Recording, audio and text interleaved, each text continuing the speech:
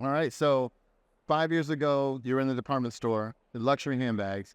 You have a coworker who's part-time real estate. Is she still? Did she go full-time, or is she still in the handbags? I don't know. I never heard of her name. You No never, real estate. you never heard? Okay. So she's not selling as many houses as you No. because we know you're a superstar. So we fast forward real quick. What did your numbers look like last year? So last year I sold 86 houses, and then like a total transaction number is like 37 million. Okay. So nothing to sneeze at. $37 million in production, 86 homes, and you've got like a team of what, like 50 agents working for you? How'd you get to this $37 million? What's your staff? How many dozens of agents do you have? I have like one agent helping me, One. and then I have my personal assistant. She's super good, almost like a customer service and an operation manager. And I do have like a personal transaction coordinator. And then I do have like one staff, almost she's helping me like running around the town, like network. Outside services, right? Yeah. Doing lock boxes, signs, Yep. picking up documents, dropping off documents. Yep. Got it. And so now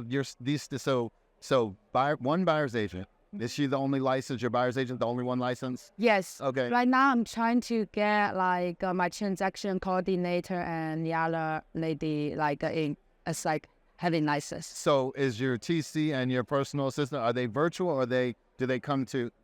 Oh, they are in Columbus.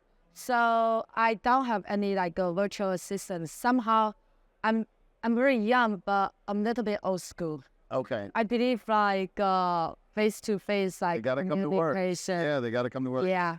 Good. And being a real estate agent, a lot of unfortunately, a lot of real estate agents now, they don't think they have to come to work. They want to do everything remotely. And this is real estate is a contact sport, right? You have to get in, you have to, mix it up. And that's the way that you're gonna excel. So that's amazing. Congratulations to you, first of all. $37 million in production, basically as a solo agent with one buyer's agent, essentially, and two admin staff. Yeah.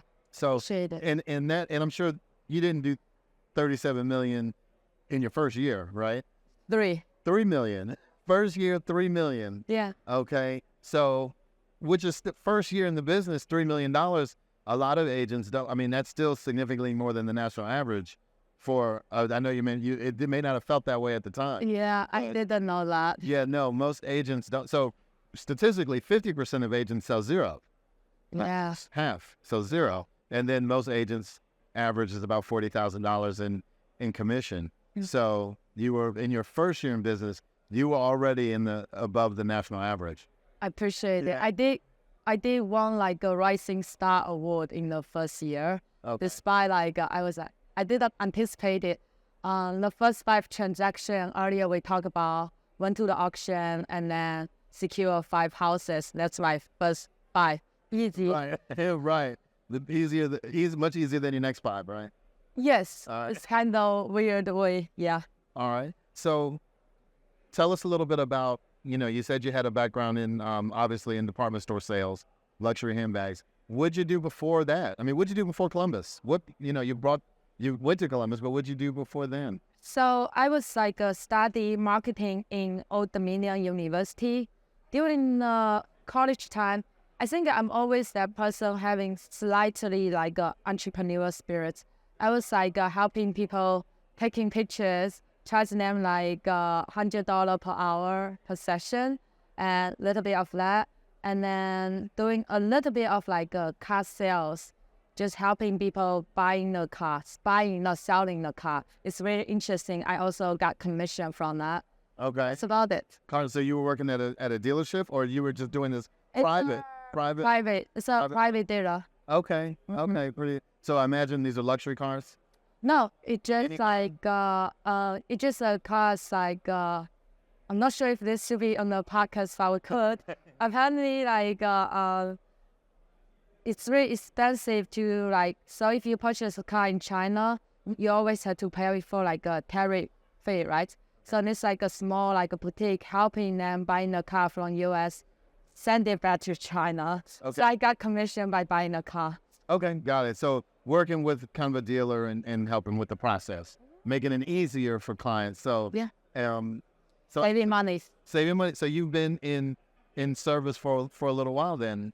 It is. Sales and service. Mhm. And I know you told me when we talked before, you're not and you don't strike me as a pushy salesperson. So you're not trying to make people buy, hurry up and sign, and sometimes agents get a bad rap for being pushy, but that's not your style. I would say it's like a situational base, right? First of all, I want my client to be comfortable to make a decision. So I like to provide them like a data support, like about how much this house is supposed to worth. That's like offer we need to submit on. That's like house where I want to sell. Second, the emotion has to be aligned, right? People agree with you. Oh, I understand your data side, but emotional end, buyer has like anxiety of like to make a commitment. Oh, maybe this is the first house I saw, and then do I have to make an offer on this one?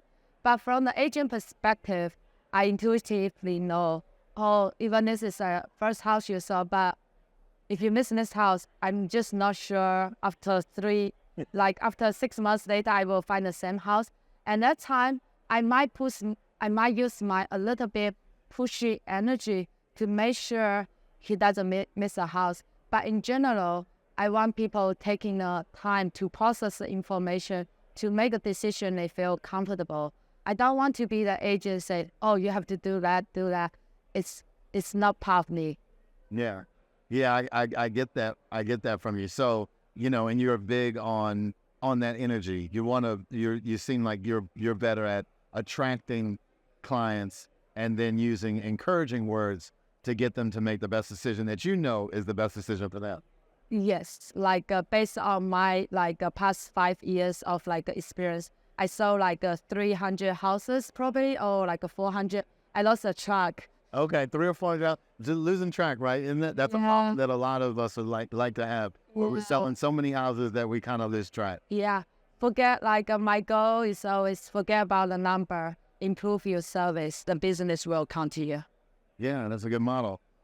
Forget about the numbers, improve the service, and the business will come. Yeah, be if you want to be the agent, be the best agent you can be.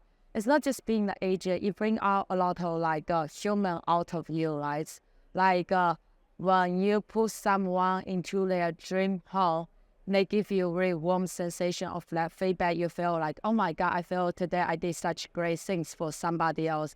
It brings a lot of joyful out there. And then also, we all know not human being is a perfect. Sometimes you failed when I'm being so busy. Certain client will be criticize at me. Oh, I didn't give them enough attention. So I'm always in that and oh my God, today I failed this client. I make that client feel uncomfortable. How do I improve it? That's a part of me constantly want to work on. Yeah. Okay, and that's where your personal assistant, your operations manager comes in, because her job or his job is to improve that service and be that point of contact Yes. for the client. Yeah. I literally told all my clients, I'm almost like a general who's in the front fighting, but I do have a very strong back office to taking care of the details. I'm really much a visionary, tactic. I like to talk about a strategy negotiation. That's my strong expertise. But in terms of detail paperwork, my brain just not function that way. Right. Yeah. Everybody's different. And the thing is, if you were worried about the paperwork so much, some agents struggle with, they know the paperwork's up and down, front and back, but they can't do $37 million of business because they're spending time understanding and focusing on paperwork. So, salute to you for being a driver, the visionary to go out there and bring the business, be the rainmaker for your team, because you're changing lives. You're helping folks and get into homes in Columbus, and you're changing the lives of your team. Yeah. I also feel that being honestly, I never think about one day I'm going to build my real estate team, because I'm having such a free spirit. And then being a team leader bring out a lot to me that I feel I have to be responsible for my team, and I want to see everyone not reach their own career goal and then their personal goal.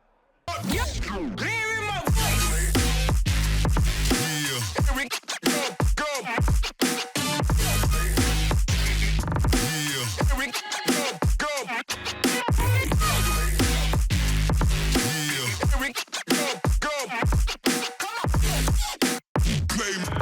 like